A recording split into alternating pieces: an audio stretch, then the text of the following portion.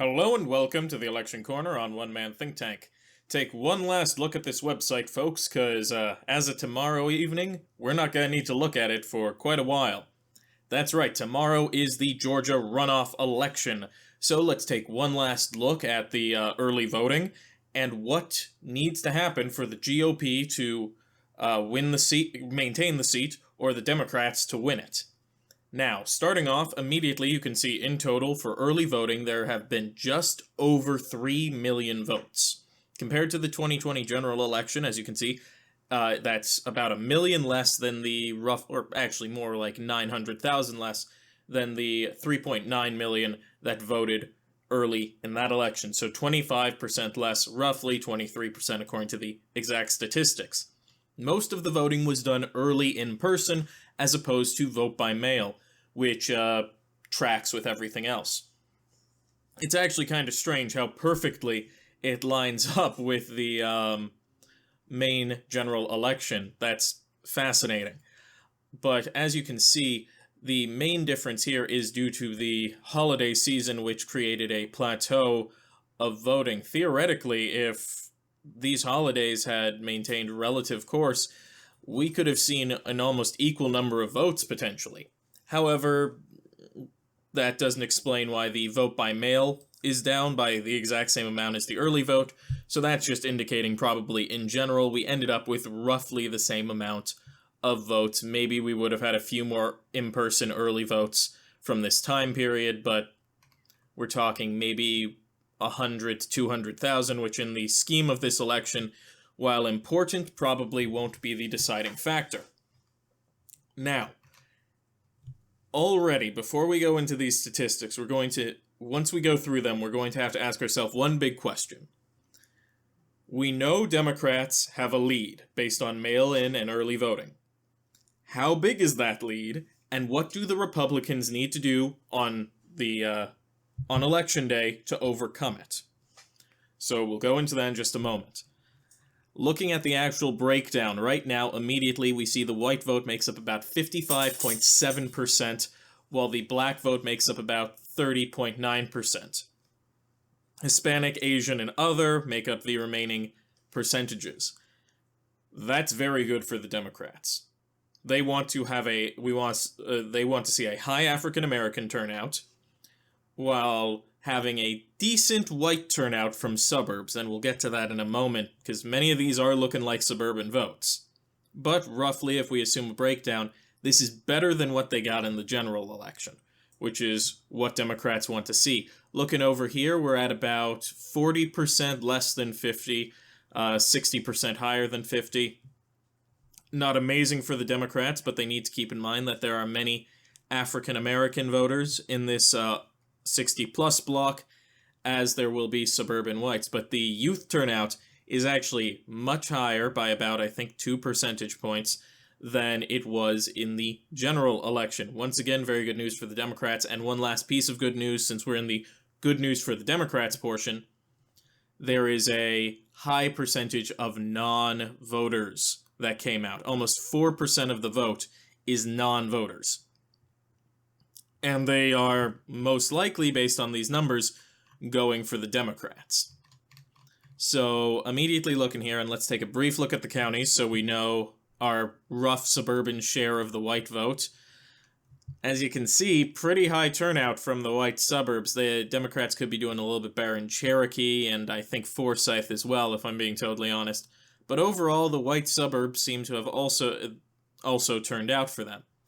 So overall, very good numbers for the Democrats. They have approximately, I'd say maybe from the early voting,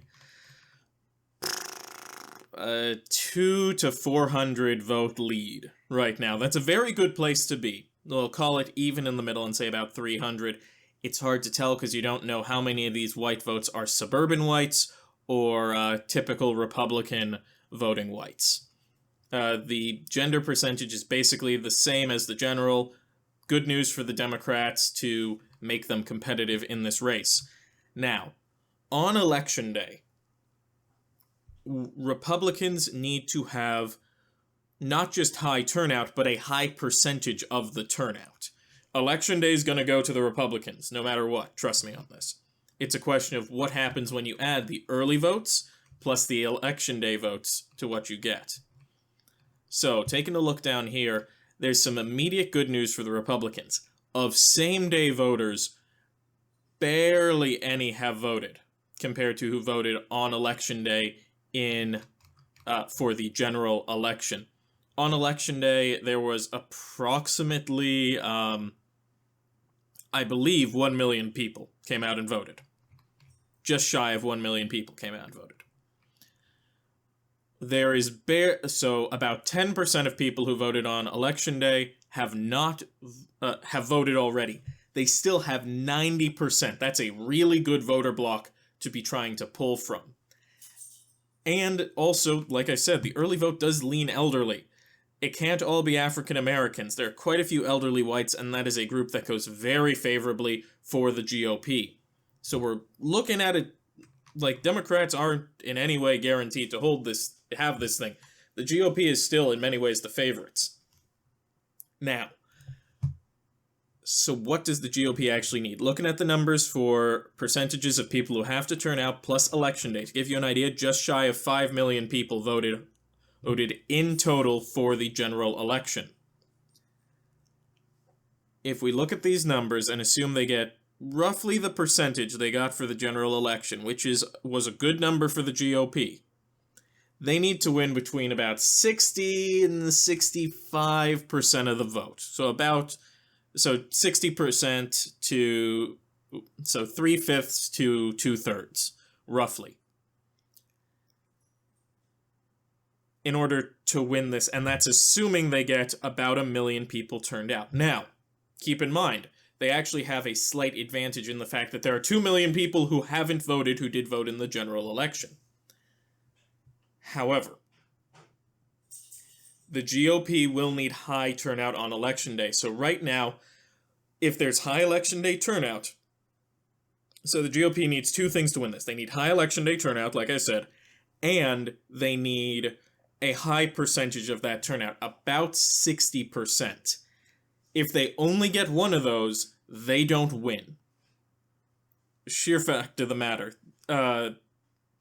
Because if they have a high turnout, but low percentage of that turnout, let's say they only get about 50 or 40, let's say they only get between like 50 and 60% of the vote, they're going to need something like 2 million votes to overtake this, because you need to remember, a vote, in many ways, to try and get an advantage, so they're already at a deficit.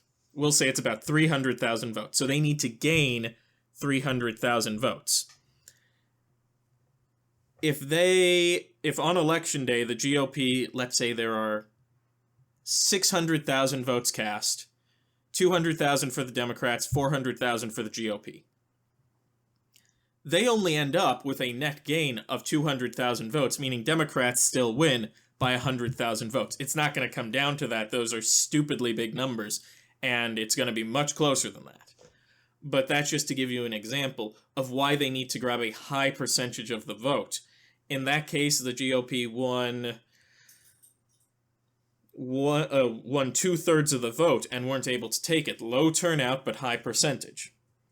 If they have a high turnout, but a low percentage, let's say they only take 52% of the vote, they're going to need millions of people to turn out to vote for to turn out, in that case, in order to overtake it. So the GOP needs a combination of both. Right now, they'll probably it's going to be close. They might get it, they might not. And I can't make a prediction on this. So right now, Democrats have a slight advantage.